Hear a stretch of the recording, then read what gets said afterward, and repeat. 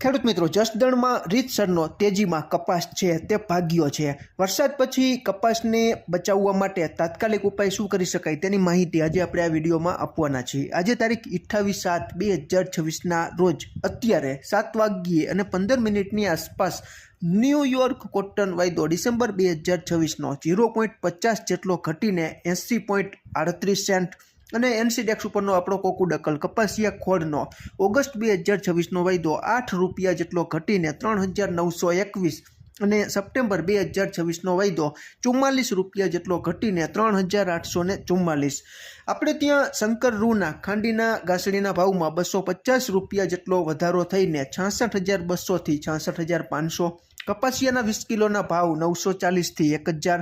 કપાસિયા wash 20 રૂપિયા જેટલું ઘટીને 1,580. કપાસિયા ખોળ જે બ્રાન્ડ આવે છે 60 કિલોની ભરતીવાળી ગુણીનો ભાવ 2700થી 2800ની આસપાસ ચાલી રહ્યો છે.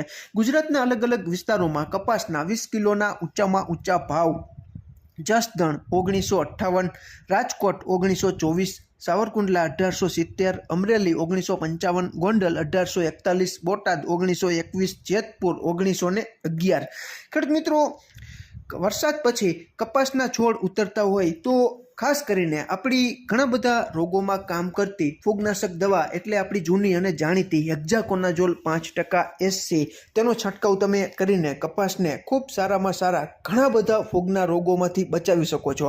અથવા આ ન વાપરવી હોય તો કાર્બેન્ડાઝિમ અને મેન્કોજેબ જે મિશ્રણ આવે છે તેનો પણ તમે છંટકાવ કરી શકો છો. અને બીજી મેટાલેક્ઝિલ અને મેન્કોજેબ, આ ત્રણમાંથી કોઈ એક સારામાં સારી કંપનીનું ફૂગનાશક પસંદ કરીને વ્યવસ્થિત છંટકાવ કરો એટલે ખૂબ સારામાં સારું રિઝલ્ટ છે તે ફૂગના રોગોમાં તમે મેળવી શકો છો.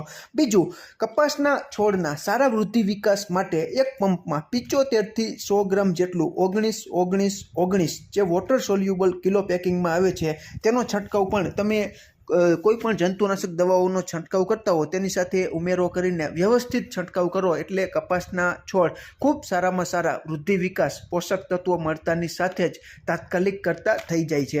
ખેડૂત મિત્રો, તમે અત્યારે કપાસમાં કઈ માવજત કરી રહ્યા છો અને આમાં ક્યાંય ભૂલ હોય અને નવી અપડેટ તમારી પાસે હોય તો કોમેન્ટમાં ચોક્કસ જણાવી શકો છો. ફરી જ મળશું નવી જ માહિતી લઈને નવા જ આવનારા વિડીયોમાં. ત્યાં સુધી આપ જોડાયેલા રહો, માહિતગાર બનો, આગળ વધો. આભાર.